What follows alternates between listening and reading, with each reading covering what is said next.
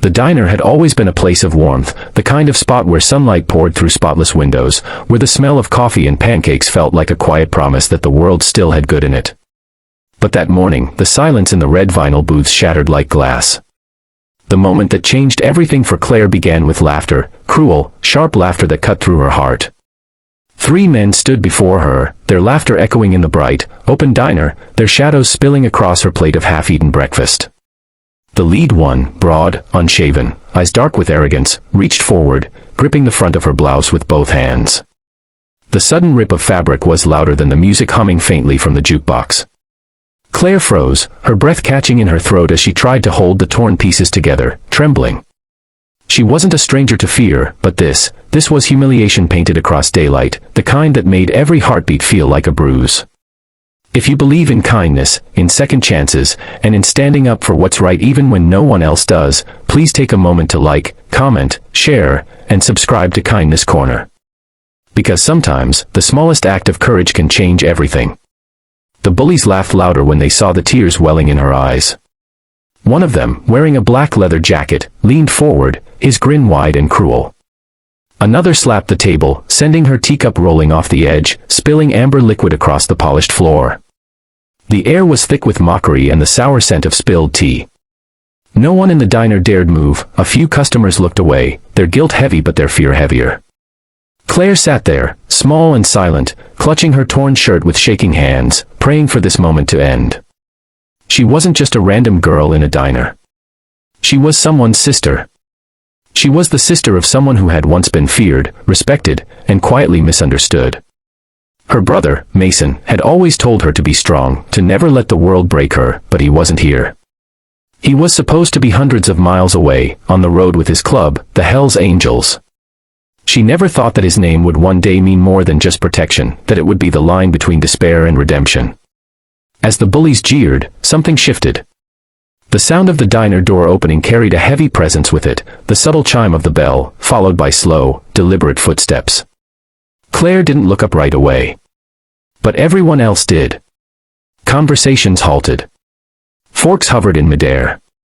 Sunlight poured in through the open doorway, framing 2 figures in leather vests marked with the unmistakable wings of the Hells Angels. The lead man's beard was streaked with gray, his eyes steady and sharp, and beside him walked a large bald man with a long, dark beard, both wearing the same black patches, the same aura of quiet power. They weren't rushing, they weren't shouting, they were just walking. Calmly. Purposefully. Their eyes locked on the scene unfolding in front of them, the 3 bullies standing over a trembling woman with a torn shirt. And then, as if time paused, the lead biker's gaze met hers. His face softened, a flicker of disbelief, then fire. Mason had never been a man of many words, but there was something about his silence that could shake the ground beneath people. He had spent years trying to protect his little sister from a world he knew too well, a world that took advantage of the kind, that mocked the gentle.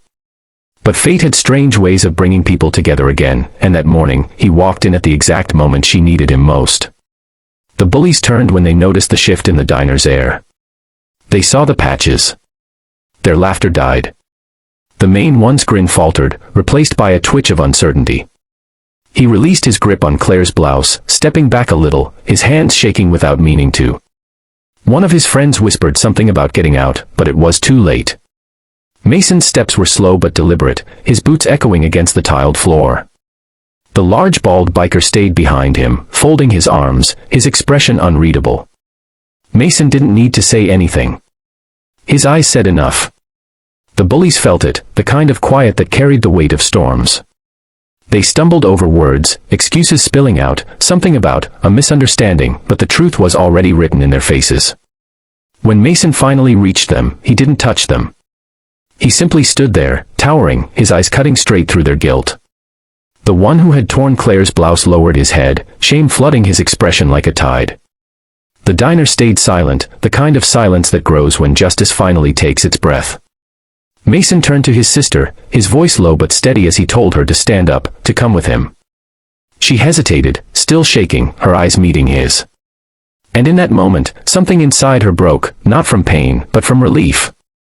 She had spent years thinking strength meant never needing anyone. But now, she realized that love, especially the kind that protects you, was strength too. Mason draped his leather jacket over her shoulders, shielding her from every staring eye, every whisper that dared to follow. He didn't need to fight, he didn't need to shout. His presence alone reminded everyone that kindness and protection could exist even in the toughest of hearts. When they stepped outside, the wind was cold and pure, carrying the smell of mountains and freedom. The world looked different, brighter somehow, even after what had happened. The bullies remained inside, silent, small, their laughter buried under the weight of their choices. Claire turned back once, her eyes still glistening, but this time, there was strength behind them. The kind of strength that comes from pain survived and love proven. They walked toward Mason's motorcycle, its chrome gleaming under the sun. For the first time in years, she felt safe, not because of who her brother was, but because of what he stood for. He wasn't just a biker, he was her family, her guardian, her proof that even in a world filled with cruelty, there were people who would still stand up for what's right. If this story touched your heart, please don't forget to like, share, and subscribe to Kindness Corner. We believe in the power of love, loyalty, and second chances, because sometimes, kindness comes riding in when the world least expects it. Before the ending, tell us in the comments, what would you have done if you saw this happen? Would you step forward, or stay silent? As Mason handed his helmet to his sister and started the bike, the sun reflected in her eyes. The sound of the engine roared to life, not in anger, but in quiet triumph. And as they rode off down the mountain road, the world around them seemed to whisper a truth older than time itself: you don't have to be feared to be strong. You just have to care enough to stand up when no one else does.